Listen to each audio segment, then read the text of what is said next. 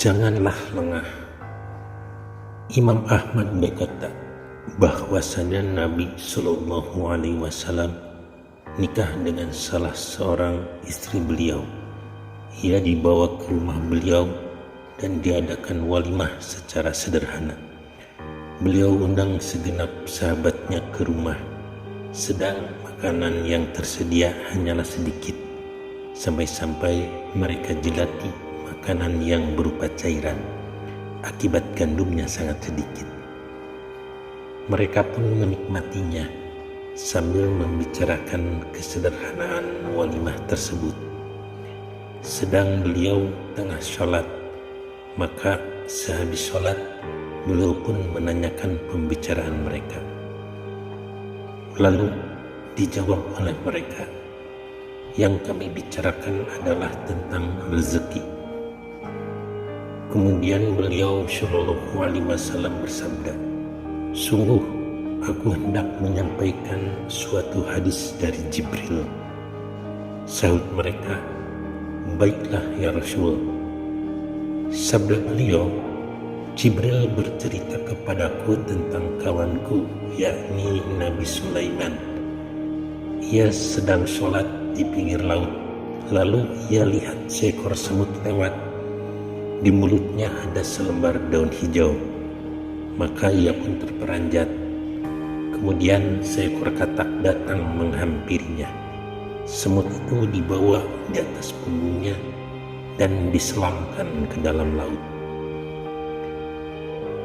Kemudian sesaat sesudah itu muncullah semut itu terapung di atas permukaan air, dan ia pun menghadap Nabi Sulaiman.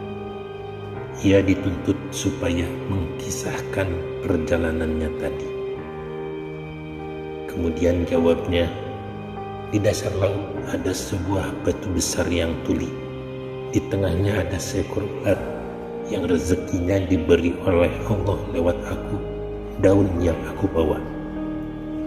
Setiap hari aku pun 2 kali datang membawa daun rezeki dari Allah baginya. Di laut ini ada seorang malaikat yang menjelma berbentuk katak. Ia selalu membawaku dan menyelam di laut hingga meletakkan aku di atas batu besar tersebut. Batu pun membelah diri hingga ulat keluar darinya. Lalu daun yang kubawa diberikan kepadanya sebagai makanannya. Selanjutnya katak itu pun membawa kembali ke permukaan air. Maka ulat pun setiap habis makan mengucapkan pujian. Pujiannya sebagai berikut: Subhanalladzi khalaqani wa fil bahri syayyarani wa lam yansani birizki afa yansha ummatu Muhammadin minar rahmah. Maha suci Allah yang telah menjadikan aku dapat hidup di dalam laut. Dia tidak membiarkan aku terlantar tanpa rezeki. Maka timbullah suatu pertanyaan, lengah atau lupakah umat Muhammad dari rahmat Allah? Ketahuilah bahwasanya Allah mengetahui hal-hal yang mereka rahasiakan ataupun yang diperlihatkan, disertakan ayat yang menunjuk bahwa Dia Maha Tahu seluruh makhluknya. Firman Allah dalam surat Hud ayat 6 yang artinya, dan tiada suatu hewan melata di bumi kecuali dijamin rezekinya oleh Allah, dan Dia mengetahui pasti tempat tinggal atau kediamannya serta tempat penimbangannya. Semuanya ditulis dalam kitab nyata Lauhil Mahfuz.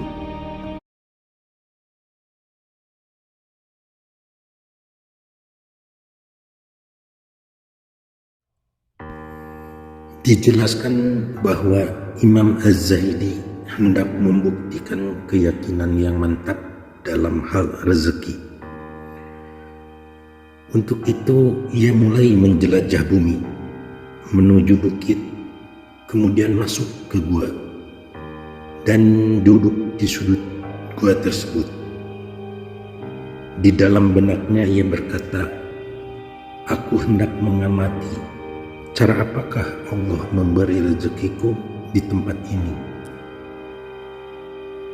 Setelah beberapa waktu berlalu dan hari berganti, maka ada suatu kafilah atau rombongan tersesat jalan, dan hujan pun turun saat itu, hingga mereka pun sibuk mencari tempat berteduh, dan masuklah ke dalam gua di mana Imam Zahidi berada di dalamnya.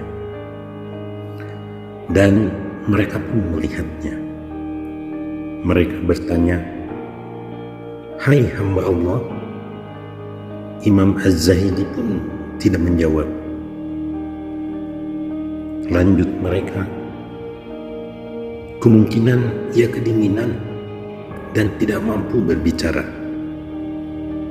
Kemudian mereka membuat bakaran api unggun di dekatnya, menghangatkan tubuhnya dan mengajaknya bicara. Ia pun belum menjawab. Sahut mereka, kemungkinan ia kelaparan. Lalu mereka memberinya makanan berisyarat kepadanya.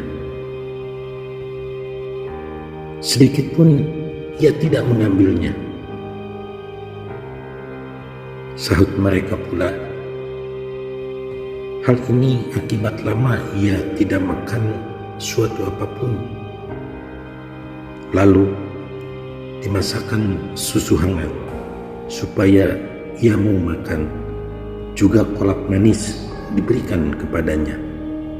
Namun ia tidak menolehnya. Sahut mereka, gigi-gigi mulutnya merapat. Kemudian tegaklah dua orang di antara mereka, mengambil pisau untuk membuka mulutnya.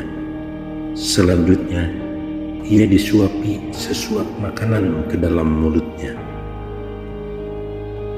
Akhirnya Imam Az-Zahidi tertawa.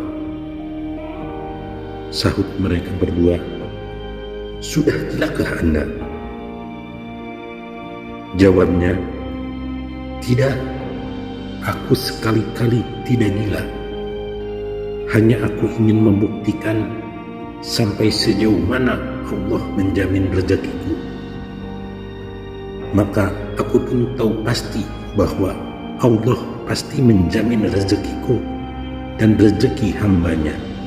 Kapan saja, di mana saja hamba itu berada dan dengan cara apa saja.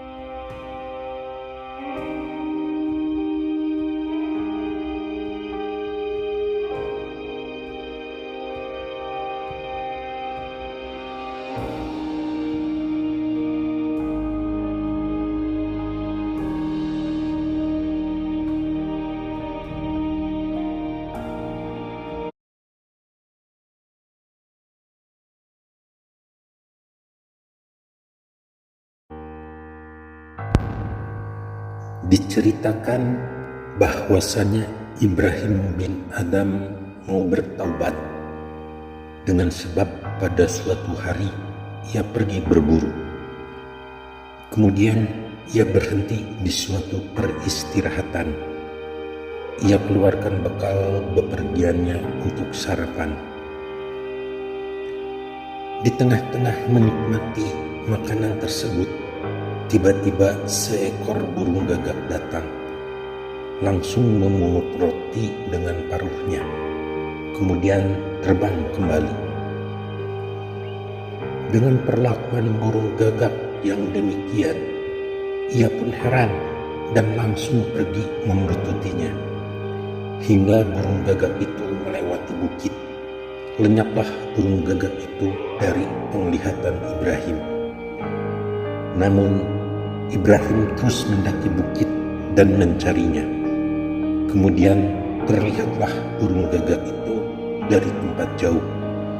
Langkah Ibrahim dipercepat sampai mendekati burung gagak tersebut. Maka terlihatlah olehnya seorang pria dengan tangan dan kaki terikat. Ia rebah terlentang.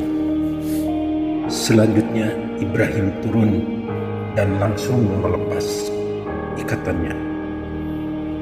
Kemudian ia tanya tentang hal ihwal dan ceritanya. Jawabnya, "Aku adalah seorang pedagang yang bernasib malang, dihadang para begal dan merampas semua harta bawaanku. Mereka tidak membunuhku, hanya mengikat dan melemparkan ke tempat ini. Setiap hari burung gagak itu datang kepadaku membawa roti. Ia bertengger di dadaku dan memotong-motong roti dengan paruhnya dan langsung memasukkan ke mulutku. Selama 7 hari Allah tidak membiarkan hambanya ini dalam keadaan lapar." Akhirnya Ibrahim menaik kuda lagi dan memboncengkan pria itu. Diajak ke tempat pemberhentiannya semula. Dengan adanya peristiwa ini, tergugahlah hati Ibrahim bin Adam untuk bertobat kepada Allah. Ia lepaskan pakaian kebesarannya dan memulai dengan kehidupan yang sederhana. Memakai pakaian sufi dan seluruh budaknya dibebaskan. Seluruh tanahnya diwakafkan dan akhirnya ia pergi menuju Mekah dengan bertongkat, tanpa bekal apapun ataupun kendaraan apapun, penuh tawakal kepada Allah. Sekalipun demikian, ia sampai ke kota Mekah tidak merasa lapar, bahkan ia bersyukur kepada Allah Subhanahu wa Ta'ala.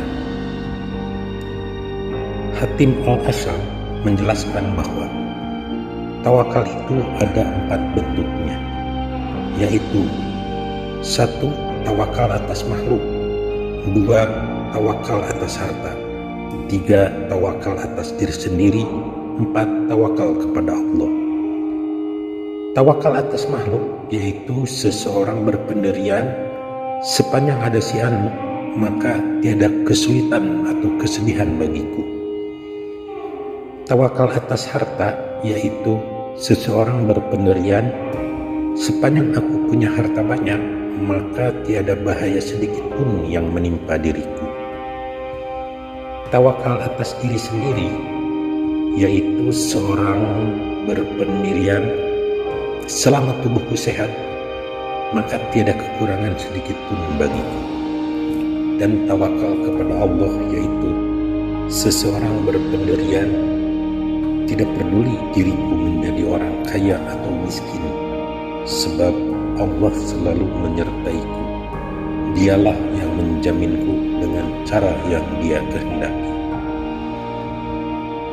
Dari 4 bentuk tawakal tersebut, 3 diantaranya yaitu tawakal bentuk pertama, kedua, dan ketiga adalah tawakal yang biasa dilakukan oleh orang-orang bodoh.